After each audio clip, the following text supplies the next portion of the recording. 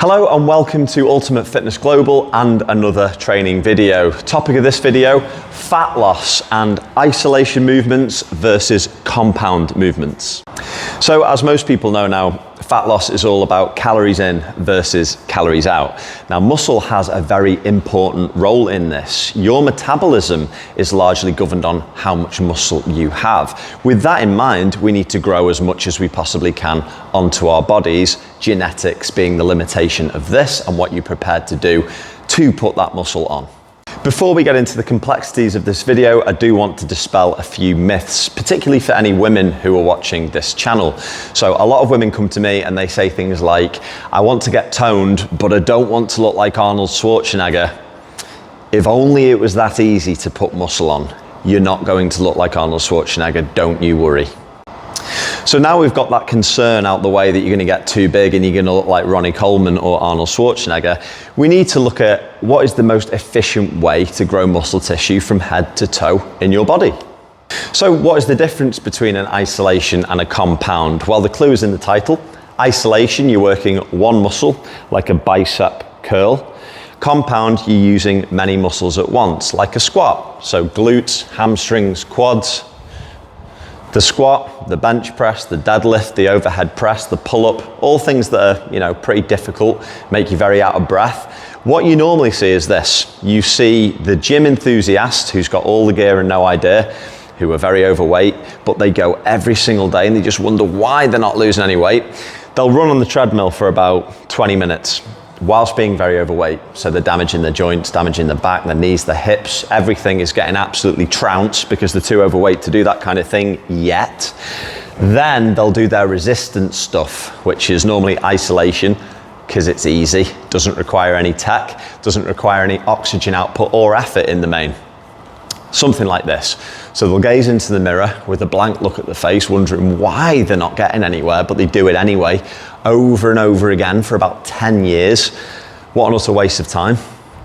But they're trying. So the purpose of this video is to stop those people wasting their time and do something efficient that's going to get them somewhere. So, compound movement, squats. Seldomly do you see somebody that's very overweight starting their workout as a warm-up with, say, 100 deep bodyweight squats like this.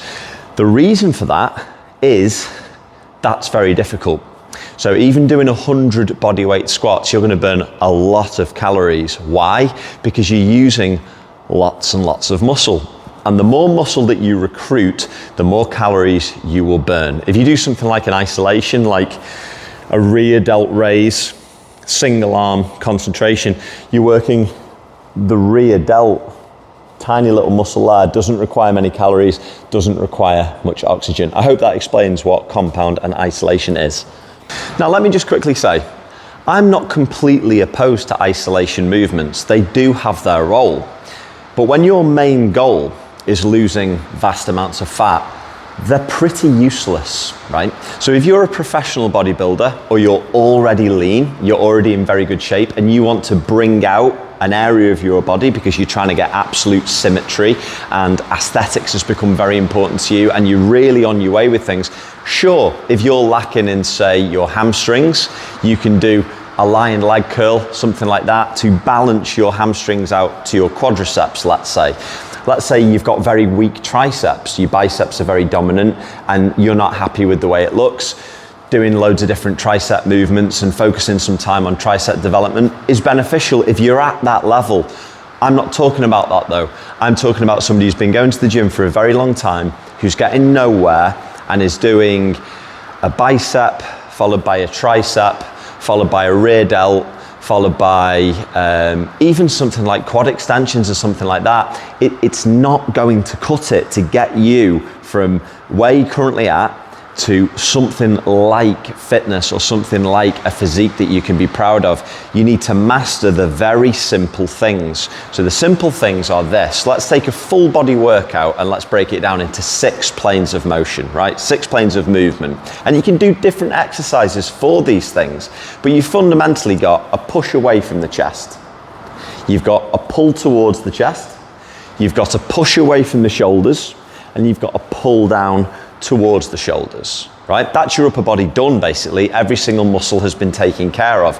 You're not isolating the muscle, but what you're doing is building a very balanced physique.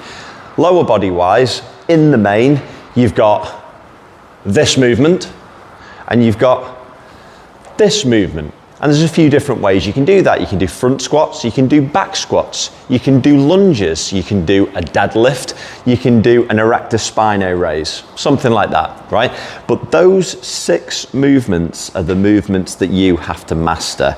The isolation stuff, wait until you're already in very good shape before you start doing that stuff.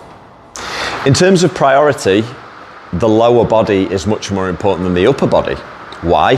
Because these muscles are far, far bigger. So the biggest muscle in your body, your glutes, followed by the quads. And remember, the more muscle you have, the higher your metabolic rate will be, the easier it is for you to create a caloric deficit. And that is what we're trying to do.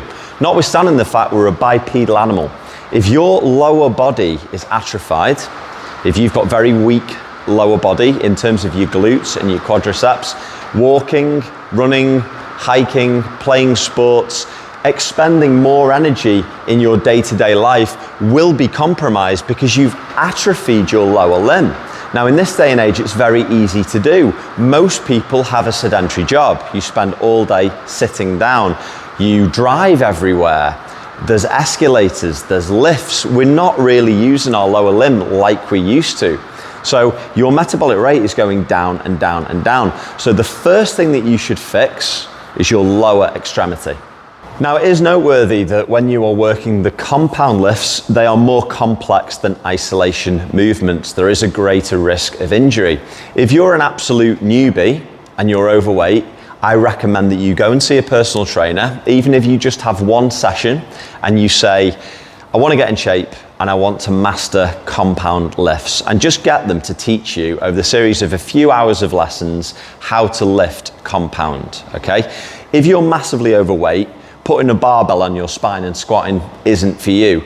In that instance, build up to it. First of all, master your own body weight and use progressive overload. So if you're squatting down to a target, let's say you can't do this, you can't get all the way down there because you're too overweight, go down to here first, then here, and build it up over time. Use a band to assist you on the way up. Use a personal trainer to assist you until your muscles get stronger and stronger.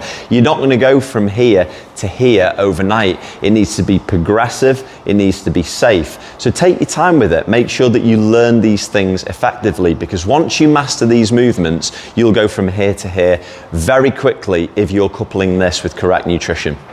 So in conclusion, if your main goal is fat loss, I'm not saying to you never ever do isolation movements ever again. I'm certainly not saying that. I'm saying when you're starting from scratch, master the compound lifts first. Why?